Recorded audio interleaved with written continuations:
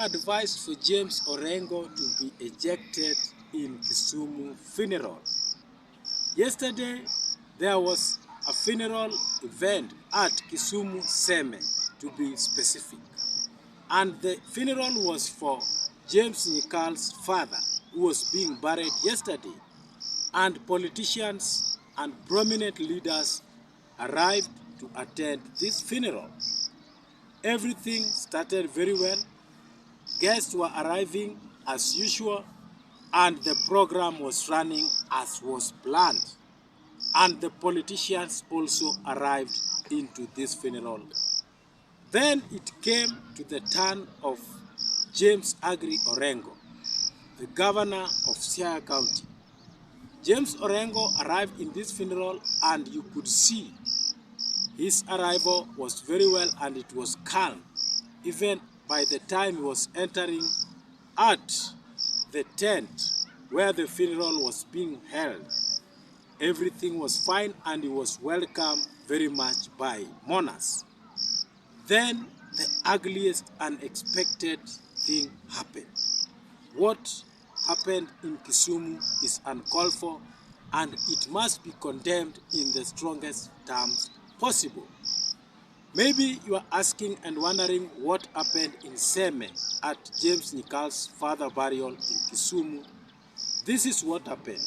James Orengo, the governor of Siaya County, was ejected, or in simple terms, chased from that funeral by a group of goons who were well organized and given instructions to orchestrate that kind of attack.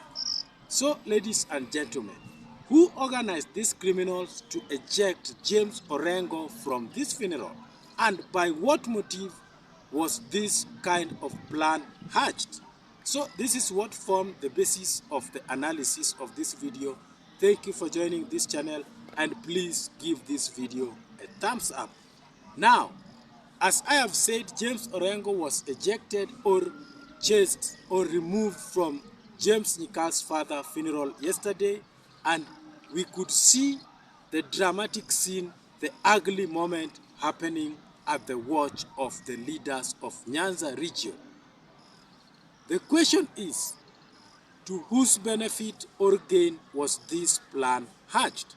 And who are the winners or the gainers and the losers in the entire event that happened in Kisumu? And what does it indicate? Now, the motive of organizing James Orengo's removal or ejection must be a plan that was well masterminded and planned and hatched by none other than politicians allied to the Linda Ground faction. Because as you all know, the Linda Ground faction are championing for the re-election of President William Ruto come 2027, and now they were not happy with James Orengo's attendance in this burial because they believe that James Orengo is a traitor. Maybe you are still wondering, why would this happen? You remember the rally that was held in Kisumu at Kowor grounds, where James Agri Orengo openly declared that he is now the official ODM party leader and not Oburu Odinga. So this is where the problem started, and I believe that yesterday's event was as a retaliatory reaction with regards to James Orengo's declaration at Kowor's grounds when they were having a rally with Edwin Sifuna. And now the Linda Ground faction thought that it was wise to chase Orengo out of this funeral, out of this event. But the question is, will they now succeed by ejecting James Orengo from this funeral? Will they now gain support as far as President Ruto's re-election is concerned? The answer is no. In fact, this has worsened and has changed everything as far as 2027 general election is concerned.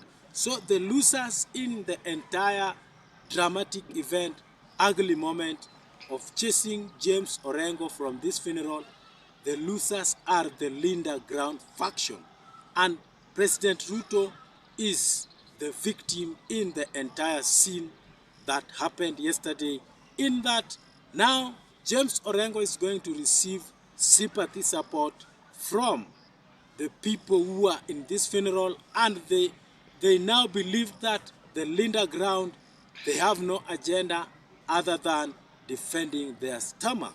So as we continue with this discussion, do you think it was right and wise to eject James Orengo from this funeral? Now, ladies and gentlemen, after this event, which way and what does it signals or signs about the leadership of Nyanza?